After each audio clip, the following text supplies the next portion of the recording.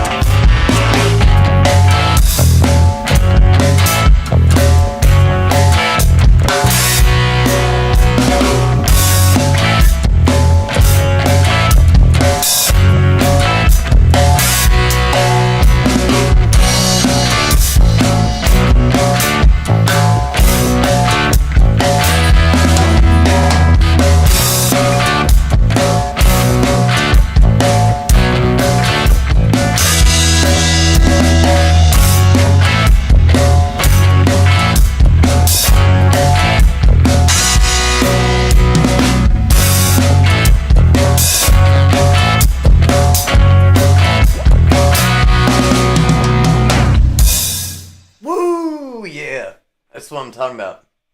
That's the rough mix of the new song. You all have been watching these streams where I've been making that song, right? And so it's very cool to see how it comes together.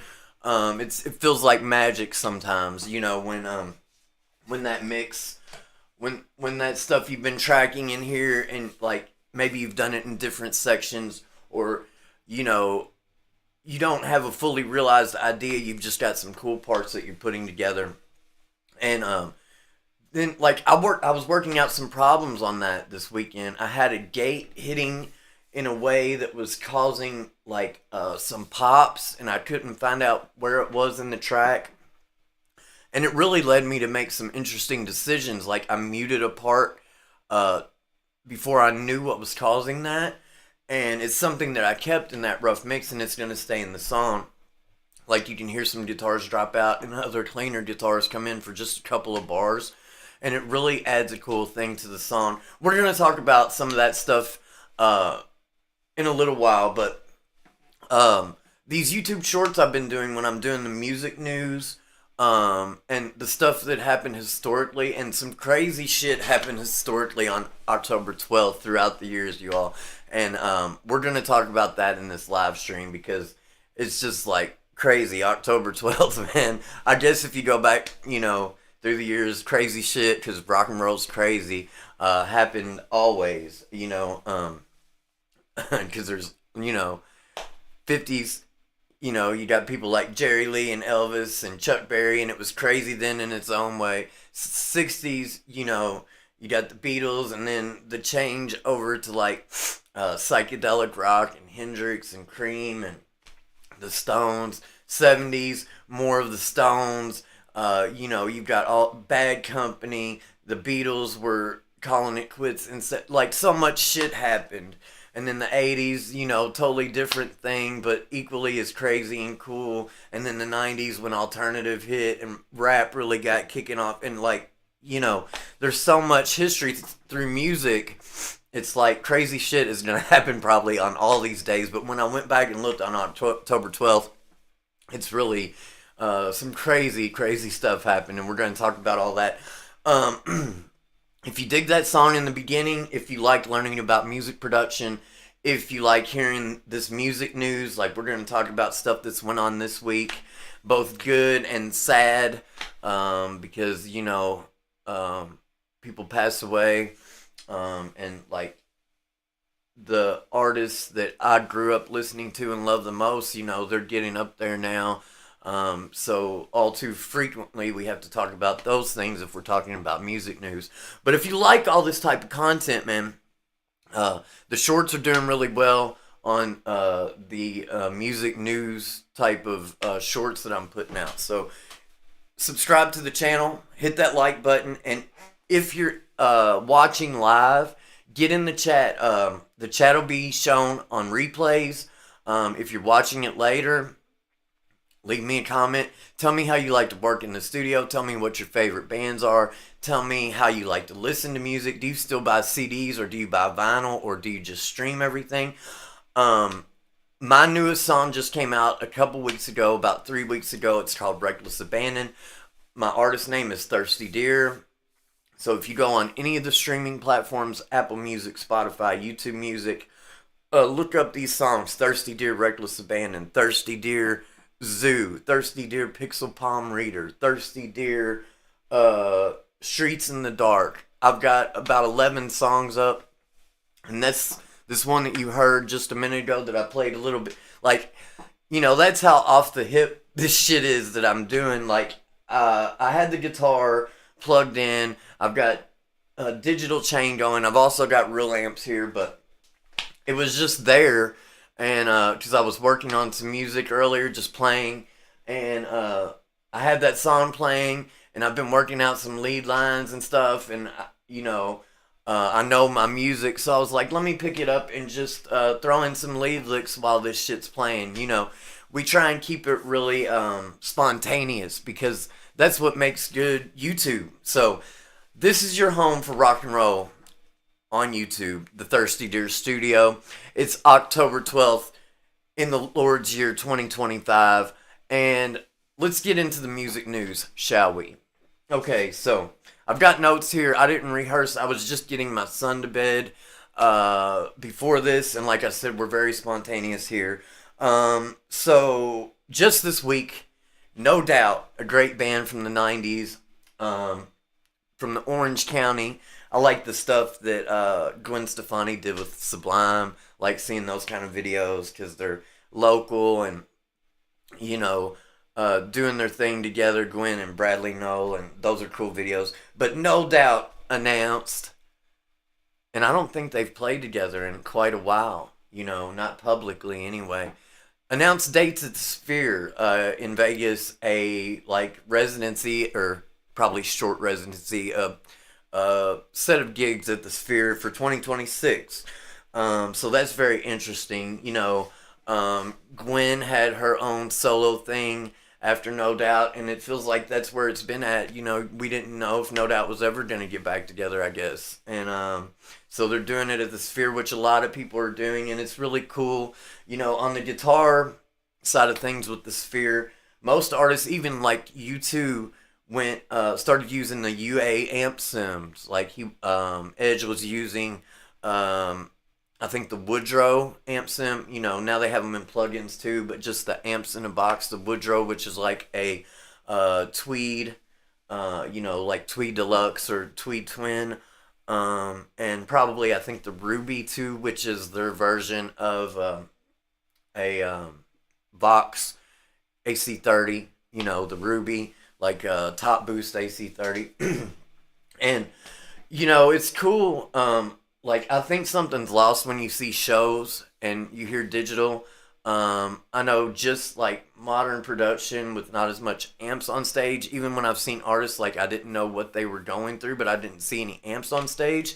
The shows didn't feel as powerful as like matter of fact, I saw Dusty Hill's last concert was ZZ Top. It was here in Louisville, Kentucky, at Iroquois Amphitheater. In fact, they renamed the amphitheater, or something to do. I think they renamed the amphitheater in Dusty Hill's name, because it was his last show. That was in 2021, and like that power that you feel from real amplifiers, because ZZ's always done it that way. They're always gonna do it that way. It's different, man. It's another level than when you hear amp sims or digital. And but the Sphere, I did hear one artist, I can't remember who it was, somebody that just played there recently said they did use real amps, but they want a clean stage, for the Sphere, because it's part of the show to be immersive in all that video and like surround video surrounding you in a in a sphere, and it's really cool. And however they have to make the sound work, I think that's cool. Uh, what you heard me playing through on the intro, most of that recording is all real amps. There's a really distorted part that you can hear, really crunchy part. That's a rat pedal. It was DI actually, no amp sim, but then I ran it back through the Pete Thorne PT100 plugin, and put a little filter modulation on there too. And it's a really nasty part in that song. I'm sure you probably heard it because it's kind of a featured thing in that song. But all the rest of the guitars on that are real amps. I have a dual rectifier, a Tremo Verb dual rectifier over here, and I have a vintage 1967 twin reverb. So that's a silver face. They call it a drip edge. It's the Beatles amp, if you've seen the Beatles Get Back. But that is, it's a blackface circuit because it was right on the border of when the blackface Fenders were going to silverface, and those drip edges are really like AB763 twin reverb circuit, like the blackface. Just some guitar stuff, because I know, this is, we do a lot of guitar videos on the channel, and guitar players watch this channel probably more than anybody, but hopefully we can kind of get things a little broader with doing all the news. Next, let's talk about John Leckie. John Locke. I'm sorry. I wrote it wrong. John Locke from the Moody Blues. The Moody Blues, just, that classic, like I was talking about, psychedelic rock in the 60s, just, influenced everybody. Classic sounds, like Nights in White Satin. That's the one that comes to the top of my head immediately. It was they were right there with the Stones and the Beatles and doing it all at that same time, and it's really sad to see when artists pass away. But John Locke had a good long career with the Moody's, and just a great singer, songwriter, great music from the Moody Blues. Gene Simmons, I know a lot of people are huge Kiss fans. Gene Simmons was in a car crash. He's, I guess, okay. But it's been like all in the music news about Gene. So, there's another band that really did their own thing, crazy shit in the 70s like nobody had really seen. I guess people had kind of known about Alice Cooper. Alice Cooper was huge and kind of doing that theatrical makeup, like on stage, almost like Shakespeare on stage, crazy shit. But then Kiss really blew that wide open, and I don't think anybody's ever done it quite that way since. Maybe with Marilyn Manson. Whatever you think about Kiss's music, Kiss has some cool songs. It's not really my thing that much, but people love Kiss, and I definitely get it. I get why. I used to have some friends, and we used to kind of pretend like we were Kiss, just because I had this one friend that was really into Kiss and had all these videos actually on VCR video back in the day. Just an interesting memory. Next, let's see. Tommy Price, right? Tommy Price, great drummer. I'm a drummer, so I always like to recognize the drummers. And a lot of people had a lot of respect for Tommy because he's a bit of a legend. If you know all the classic Joan Jett and the Blackhearts songs, like I Love Rock and Roll, like I Hate Myself for Loving You. I think he was on all those, like when Joan Jett was doing it in the early 80s, like in her prime, making all the hits. Tommy was the drummer on that. He was also drummer for BOC, Scandal. Scandal's cool as hell. Scandal is a cool band. I haven't listened to in a while, but the chick, her name's on the tip of my tongue too, that sings for Scandal, just great sounds. Also played with Billy Idol. So Tommy, playing with all those bands, like that's a hell of a pedigree, and he passed away.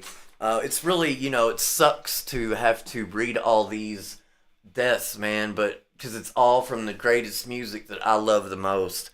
And I've said before on here, me making music like you heard on this intro, usually I play a video of like a past song with my intro, but because I have this rough mix ready to go, ready for vocals, it's like the music mix I'm going to use. There might be a couple little tweaks, but I've checked it out in the car quite a bit trying to fix this one problem that I kind of mentioned, and we got that taken care of, that problem.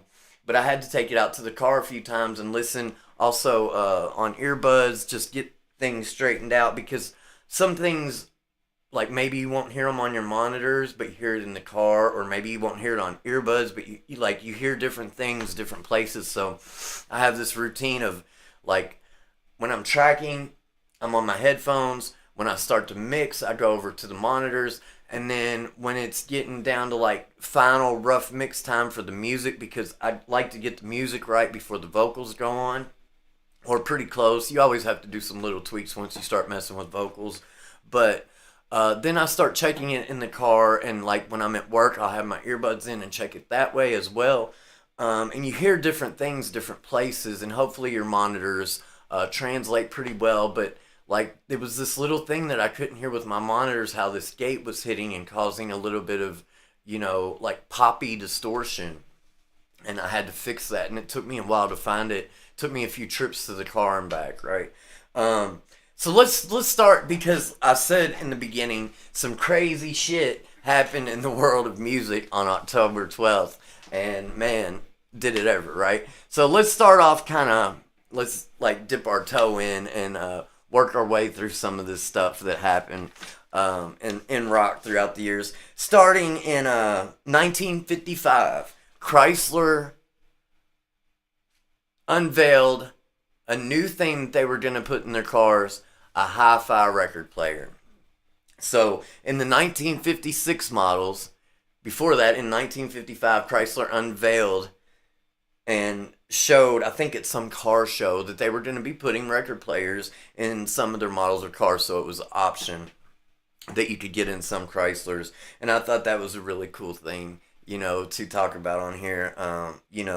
Now we're as small as we can be with, I've got this little thing, Bluetooth thing that I plug into an aux jack, right? And very small, but it went to tapes, eight tracks, tapes, CDs. But it started off with vinyl record players in the cars, and that should say something about how Americans are about their music. It's no bullshit, and especially back then, rock and roll was new.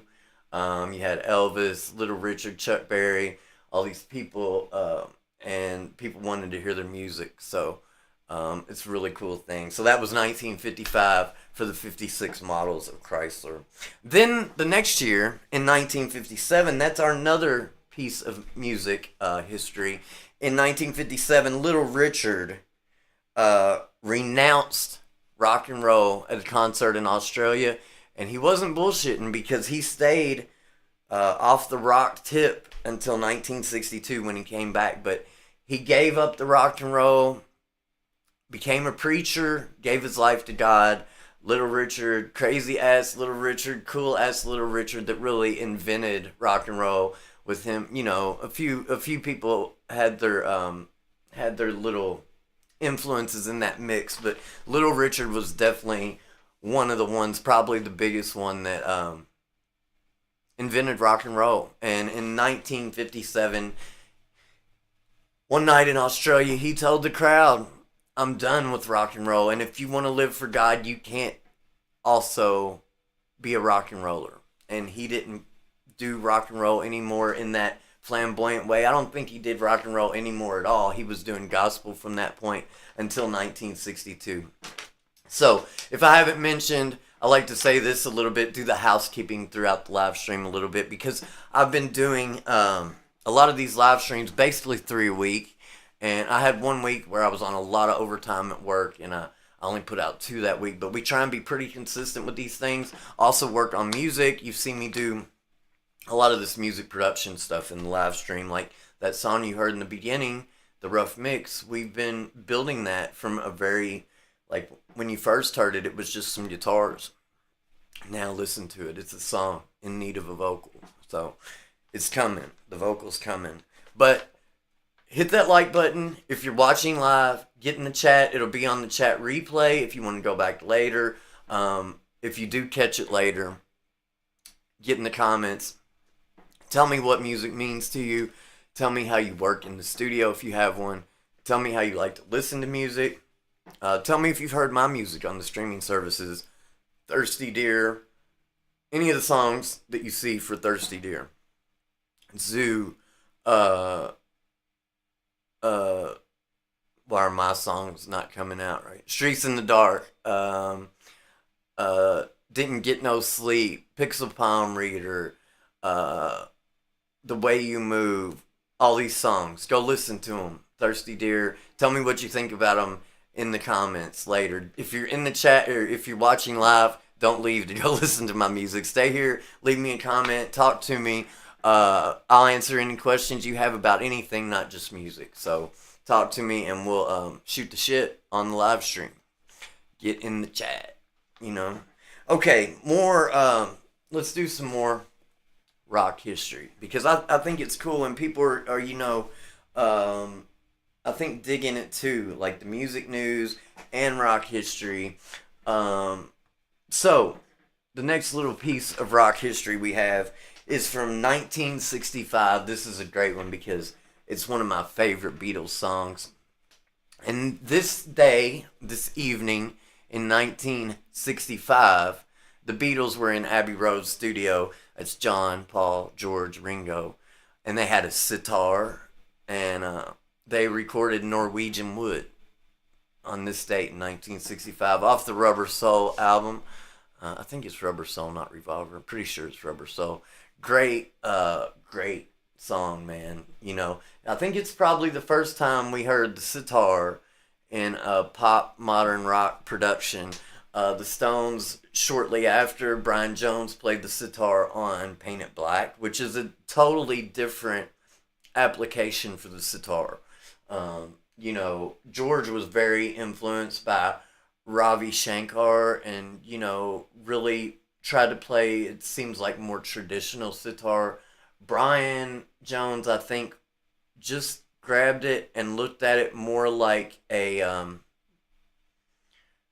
he's one of those people that could just pick up anything and get a tune out of it, right?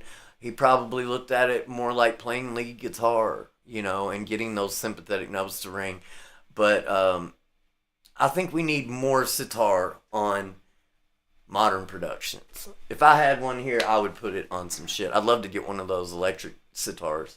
I'd love to have a real one too with the microphones and do it that way. If anybody wants to donate a sitar, send it my way because I'll play it. I don't know how to play it, but I'll figure it out and it'll go on a song. But sitar is cool, and Norwegian wood is just it was when the whole psychedelic thing was just getting started. Acid was still legal, and John and George, they were all experimenting, and it was starting to come out in the music, and their studio work ethic was starting to come out, and the vital role that George Martin played, you're starting to hear it really a lot on Rubber Soul and then Revolver, and then we really get into the deep end with Sgt. Pepper's after that. But Norwegian Wood is one of those ones that started us down that road to insanity with the Beatles and just over the top production. And what really blows my mind working in my studio is that they were doing all this with 4 tracks to tape. So any edit they made had to be a razor blade cut on the tape with just 4 tracks, and having to bounce everything back and forth from this reel to a slave reel and back and forth, and just to keep layering. And it's a totally different thing than what we do now. Totally different. But to me it's even more of damn, the Beatles were one time only. We're not gonna have that again. Even if we happen to get something that halfway approaches that creativity, how's anybody gonna be that creative and that good of a songwriter, and they're not gonna be doing the production that way? I doubt anybody's gonna be going. Maybe they would use tape, but they definitely ain't going to 4-track tape. Maybe 24-track. Just crazy. How things were. But that, they had great gear though. I have a Chandler TG2 down there in my rack, and they had a console full of these great mic preamps. It's great sounds. They were actually not using those yet because they were still on the tube red channel, red console, which were tube. These are solid state. These Chandler TG2s came into play about 68, 69. They were in the TG console. They also recorded Dark Side of the Moon through those channels. So it's something I use, and it's something you hear on all these live streams because it's how I sum the guitar and the microphone down to one stereo channel, where if I was trying to do it just to the interface or without having some kind of mix down on the way, then you would be hearing this microphone on the right side and that guitar on the left side. And the way the Chandler, a feature it has, I can sum, and so you can hear my voice down the middle and the guitar down the middle instead of it being weird. So it's a cool piece of gear. We like to talk about gear on the channel too. So if you got any gear questions, or if you got some new gear recently, put that in the chat and talk to me about gear, because I'm into gear, especially studio gear and guitars and drums and amplifiers. I like all that shit, but lately the gear I've been buying has been studio gear. I love to mix through guitar pedals, because even if you don't have a lot of analog gear in your rack, guitar pedals will give you that flavor. If you just start sending things out of the DAW, out of digital, and through something that actually has wires and transformers and capacitors and connections and solder, it's gonna do something cool to your music. And I like to do that a lot. Usually for me, that that mix you heard me playing, and I played a little guitar on in the beginning, that is just an in the box mix, but it is going through a lot of great preamps tracking. But before the song comes out, it's gonna come out of the box and go through those mic preamps on the stereo mix, and it's gonna get. We're gonna try some things with guitar pedals on it, just because every time I try a guitar pedal on a mix doing something, I might not like everything that I try, but one or two things will usually always make that final mix, because it's just another way to get analog flavor, and it usually sounds cooler, partially because you don't have MIDI timing things out perfectly. I know you can, deactivate all that. You can turn off the MIDI and just like on your delays, put in 350 and 700 or whatever you want to do. Um, but a lot of times, because it's there, you just time it with MIDI, and guitar pedals take away some of that MIDI perfectness, right? Also, they just add a warmth, like a Bucket Brigade delay, or like there's been a few songs that I put through the Rat pedal, put different things through the Rat pedal. One, I put drums through the Rat pedal and just mixed in a little bit, and it made this really nasty, distorted, uh, snare drum, or I can't remember if it was the snare or the whole drum mix, but doing those kind of things always, for me, I feel like it takes the music to another level. Um, okay, so now we're starting to get into the really, really crazy shit. In 1978, on October 12th, Sid Vicious was arrested for killing Nancy Spungen. Um, so you've probably seen the movie Sid and Nancy, but just a crazy rock and roll story. Sid Vicious was the basis for the Sex Pistols originally. Like Nevermind the Bullocks, it's a classic punk album. I love that album. It's got some cool shit on there. Uh, but they were, hardcore, into dope, heroin, pills, um, all that kind of stuff. And, you know, the movie portrays it as like probably Sid was in a blackout, and, that was probably the case. Who knows? But they found Nancy dead in this hotel room. I think it was in New York. Um, and she had been stabbed. And, Sid, I think, probably said, or the story is that he had no memory of it, but he probably killed her, and they arrested him for it. And that was this day in 1978. So, tragic rock and roll story, but like, there's like Sid and Nancy and Kurt and Courtney. These just crazy rock and roll stories, of couples, in rock and roll, and that's definitely one of the crazy ones, right? Um, that's most of the history stuff I have. I wanted to say, on the gear tip, there's been some great gear come out. These new SSL channels, I'm really interested in them. They're the Revival channel strip. Just a cool thing.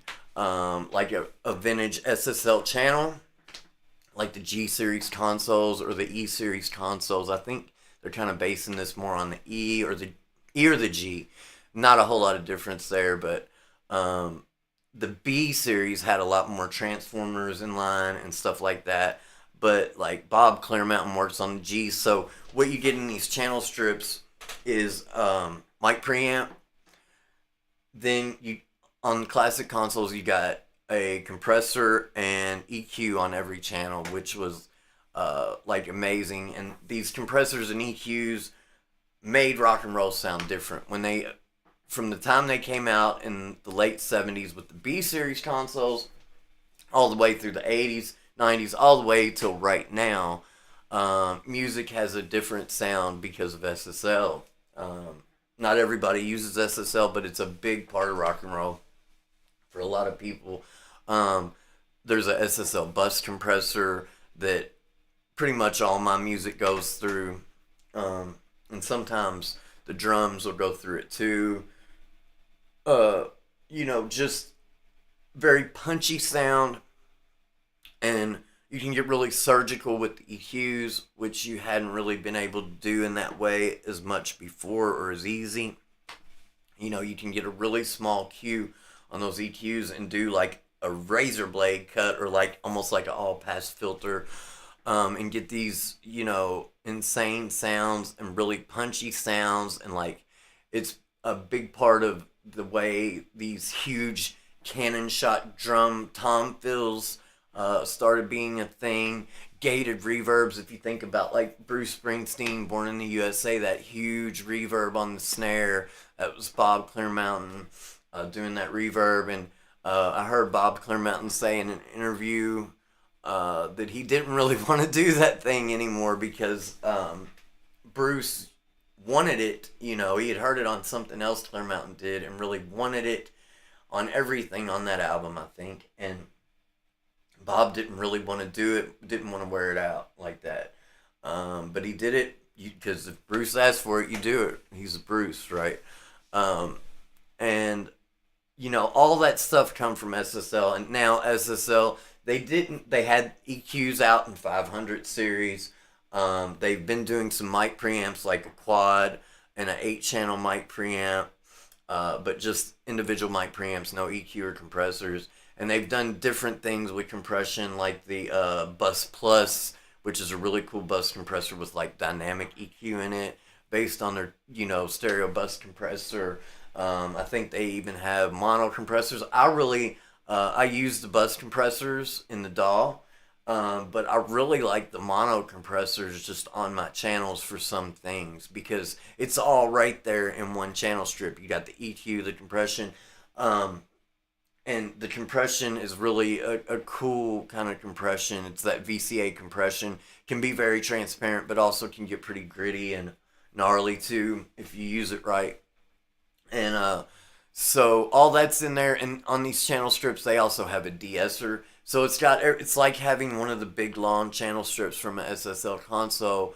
If I got one, I would like to actually get a pair of them because you find out pretty quick into buying pro audio gear that usually you want pairs of things so you can run the mix back through them and do things to the full mix as well as individual channels when you're tracking or when you're mixing.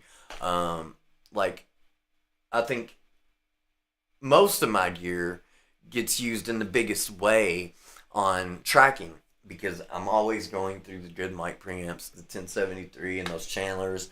And this compressor gets on a lot of stuff. I have the Audioscape 76D down here.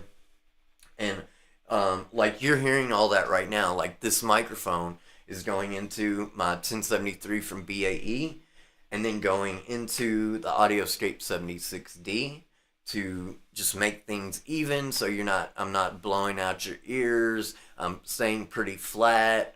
My voice isn't jumping up and down a whole lot, hopefully, if I'm using it right. And then it's going back into another mic preamp for the mix down. Like I'm doing a little bit of a mix, not in the DAW, but analog, taking these two lines with the guitar and the compressed microphone and summing them down, like I said. So, you can, once you start getting analog gear, you can do little like just sub mixes with the analog gear too if you need them for live streaming or things like this. And it's very cool. You start buying a piece or two and you don't realize how many options it can give you and different things that it can do that you weren't even thinking about, even with the simple piece of gear like a mic preamp. And I think that mic preamps are the most important piece of analog gear. Like if you're going to start with analog, get a pair. Like you can get a lot of, if you're going for 19-inch rack stuff, you can get a lot of the mic preamps in pairs in one single rack unit. And that's what I would do, either BAE, Chandler, whatever your flavor is you like, API, or with API you can even get 4 channels if you're doing drums or something like that and you think at some point you might need 4 channels. Either the Undertone or the API, they both have 4 channels. Undertone with Eric Valentine, great gear. I'd like to get those 500 series EQs, or even get 2 channels of the mic preamps and EQs, or the like, I'd love to have all that gear. I've got so much stuff that I want to do. Yeah, we went through the list pretty well of the historic shit. Another thing I wanted to talk about with pro audio gear, in the studio world, that I thought was very interesting, because this is one of the classic pieces of gear. Hold on just a minute. Let me clear my throat. Pool tech, right? Pool techs are just amazing. Even if you use the plugins like from UA and DAW, put a lot of pool techs, plug-in pool techs on your stuff. And those UA ones are great if you want like big sounds, like big bass. You want like a nice smiley face curve on your two bus, on your song, on your mix. Put a pool tech on there and boost, some of the higher frequencies, like 10 on a wide Q, 10 or 12. Boost it. You can even attenuate and boost, and you'll get this little dip down and a spike up, and do the same thing at 30 or 60 or 100 on the low end. You get this nice, beautiful smiley face curve that just makes everything sound better. On the two bus, it's very easy to do. Set that EQ curve broad. But anyway, I'm getting a little bit ahead of myself. Paul Wolf from Wolf Audio. So Paul Wolf owns Wolf Audio. He also, I think, started Tone Lux, which they do great analog gear too. He's no longer involved with them, but back in the day, he was also with API. And with API, I know he did things like the 2500 bus compressor, which is another great bus compressor besides SSL. That API bus compressor is in my template on my drum mix, because I really like how that API makes my drum sound. And if you like how the drum sounded in that mix that you heard, and we'll also, when we end the live stream tonight, I'll play you another song, something that you can go hear on streaming. But I have these videos that I do, tracking videos, whenever I'm making a song, and I believe not all of them, about the last probably 6 or 7 songs are all going through this API 2500 plugin, because it really is cool. It's a cool sound. It's easy to get it. It just sounds right on drums for me, for my kind of music. Paul Wolf did that with API. But there's a YouTube video you can go watch, and it's just type in Paul Wolf buys Pool Tech. And so Steven Jackson, who owns Pool Tech, it was a really crazy thing that he got Pool Tech. He knew the original owner and builder of Pool Tech. I forget his name, but Paul knew this guy, or Steven knew this guy. I think I'm getting his name right. The current owner of Pool Tech, I think it's Steven Jackson. And so it took years and years to get the actual Pool Tech like schematics, and get where he can actually build accurate Pool Techs. So the new Pool Techs are supposed to be just like the classic ones from the 50s and 60s that made all this music we love, that cost an insane amount of money now. They still cost a pretty insane amount of money if you buy a new one, like $4,000, $5,000, $6,000 for a mono channel EQ, right, for your rack. But they do a thing that nothing else does. Now, you can't get very surgical with the Pool Tech like I was talking about with API or with SSL, where you can get really surgical on those cuts and on those boosts. API does a thing with the proportional Q, which is a little bit different. SSL has a really, you can really affect the Q, which is how wide the frequency curve, the bell shape is. You can make it really wide or really, really narrow. And it's like continuously variable, right? So you can, if you have a frequency, like say the low end frequency is from 10 hertz to 150, that means any frequency in that that you can turn the knob any frequency in there you can get, right? So it's continuously variable. If you tweak with it long enough, you can get, say, 63 hertz or 72 hertz, or it's not specific notched out frequencies. That's what SSL did. The Pultec is a different thing. You have, like, on the low end, 30, 60, 100. I think there's 4, maybe 15, 30, 60, 100. I don't know. 30, 60, 30, 60.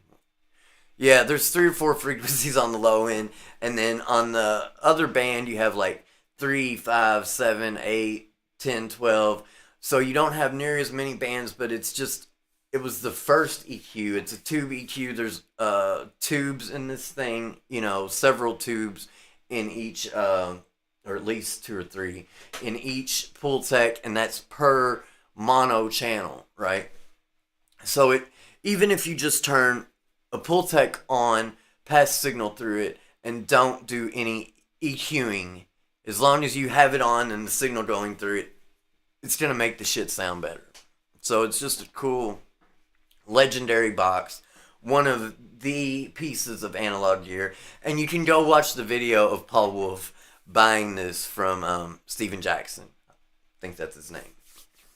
And it's a really cool video because you can see the trust between these two men that have been in this audio game for a long time. And see, you know, it seems really spontaneous that he just sells it to him. You know, he's like, well, how about I take it? Paul Wolf says, how about would you trust me with Pultec? And we've been working on some tube stuff. Go check out the video. It's really cool. And, you know, because it's a classic piece of gear, and we're going to see where we're seeing that it's going to continue on like it should, because it's classic. It's made a lot of great records. And I'm into all this. So you can tell that I'm just a music lover. I love to make the music. I love to talk about historical stuff with it. I love to talk about what's going on now with music. I'm trying to think if there's anything else, because we're getting pretty low on time. If there was anything else that I did want to talk about. I did a short today that did really well. I got a few subscribers off of it. And it was off of the last live stream I did a few nights ago, talking about Bad Motorfinger was released that day in 1991. People really love Soundgarden and Chris Cornell, and that did pretty good. And it's, you know, it's like, I really dig it when people are into music like I'm into music, and they, you know, like to hear about historical things that happened or what's in the news with music, because I always keep up on all that kind of shit, because I'm like hopeless when it comes to music, you know. It's a drug for me. And like, now that I have my studio, I've said this before, that you know, growing up, it wasn't an option to be able to go make a record unless you had a record deal or were insanely rich and could have gear in your house. Because when I grew up, it was all analog. There wasn't really digital recording. It came into play a little bit later. Like when I was in college, when I was 19, I took audio recording, but it was very different then. They were recording on ADATs, which, you know, don't sound great. And but that was the new, like, that's, ADATs helped to get us where we are now, because that was one of the stepping stones through digital into where we're at now. So I think, let's see, we're at 9:49. I was gonna pull up this track and kind of walk you through some of the things I did, but we'll just talk about it a little bit. So I had this mix pretty much where I wanted it. I'm not gonna pull it up because it's got plugins on, and by the time I shut a few things off and get it pulled up, we'll be close to time to sign off anyway. But I was working on this mix, and I actually printed off 10 2-bus mixes, 10 like you know, master tracks of this to go listen to in the car. Each one having a little bit different thing wrong with it with this gate, and I did a couple crossfades wrong, and it's like you really have to get in there, like with tweezers and and work out where these problems are. Like the one that was really causing me problems. I like this Andrew Shep's channel strip from Waves. Because it's got a lot of stuff in it, kind of like an SSL thing. It's got this thump, like where it'll, kind of add EQ in where you need it, and sometimes where it's not, like you might not be hitting those frequencies, and it'll put it there for you. It's a cool thing, like with the low end that you can do. But it's got saturation, it's got a gate, it's got EQ, it's got compressors, it's even got a limiter, it's got, pretty much anything you want to do in it. And all those modules, you can reconfigure them. And I had the gate hitting right after the mic preamp, and it was coming in a way that just was causing this pop. And it was really weird because, like, it was on an acoustic part. If you listen closely on that song that we played on the intro, you can hear an acoustic over in your right ear for most of it. I think I pan it to the other side for part of it. But it was just when I hit this long sustain note as it was dying out that this pop would come in right as it was dying out. Like I was either crossfading them to the next section or just fading them down, and you would hear this pop come in, right? And I didn't realize, like, I thought it was on a different track, an electric track, because it just didn't occur to me that the acoustic would be sounding that way. Like, it sounded like a distorted guitar, kind of like maybe my hand hitting strings or something. And it took me a while to find this. And then when I heard it on the sustain note, I was like, first I tried to fade them out different and do the crossfades different. But then I was like, it's only doing it on that sustain note. Let me see what plugins I've got going on, because I tracked it with the compressor. I thought, that's bringing the noise floor up possibly a little bit, but something's going on, right? So I found in this channel strip that I had the gate on, and I had it hitting just a little bit too hard. So I just went in and shut off the gate on this acoustic track, and my problem was instantly fixed. And it was a huge relief, because I was even moving stuff around trying to figure this out, and it just wasn't working. And that's just the kind of things, you have to do in music production if you're serious about, because like the last thing I want is something sounding shitty on when the rest of the track sounds great. Or, I can't put out music that doesn't sound fucking awesome to my ears. Now, whether you like my vocals or the way I sing, that's a matter of taste and what you're into. But I've got to have my music sounding good, and I've got to have my vocals sounding good, mixed right. Like I do things like micro pitch shifting on the vocal to make them sound bigger. And I don't really tune my vocals much. I do occasionally in songs, like you'll hear little pieces of a song, like little one phrase that I've tuned or something. Hopefully you can't hear it the way I do it, but I don't ever go through and leave the tuning on for the whole song, because I think it kind of takes the what's cool about your vocal, like your personality, out of it. So I just wanted to talk about some of that music production stuff, because we're gonna get back into the DAW on the next live stream, and I'll show you some things with my template on how that rough mix went, and on how I set things up for vocals and background vocals, and like just layering things vocally. I want to talk about that on the next live stream. But I like, I'm kind of transitioning into doing like the news with music and this historical stuff as well. But my passion and what I love is making my music. And so I have a lot of good knowledge if you're into production, and we still do that. What I'm thinking now is just do maybe half the stream about other music, about things historically and about the news, and then the other half of the live stream about my production, whatever I'm into at the moment. And that's where I'm at with it right now. So if you're into that kind of stuff, hit that subscribe button, hit like, leave me a comment. If you catch a live stream live, get in the chat with me. We'll try and build a community here and just, rock out, man. That's all I can do. And I'm going to leave you right now with another song. Let's pick an older one. Let's pick something cool. That one was a rocker. Should we do another rocker or should we do something a little more chilled out? Let's see. And so it won't just be the music and you watching me sit here. It'll be the video too. Um, let's see. How about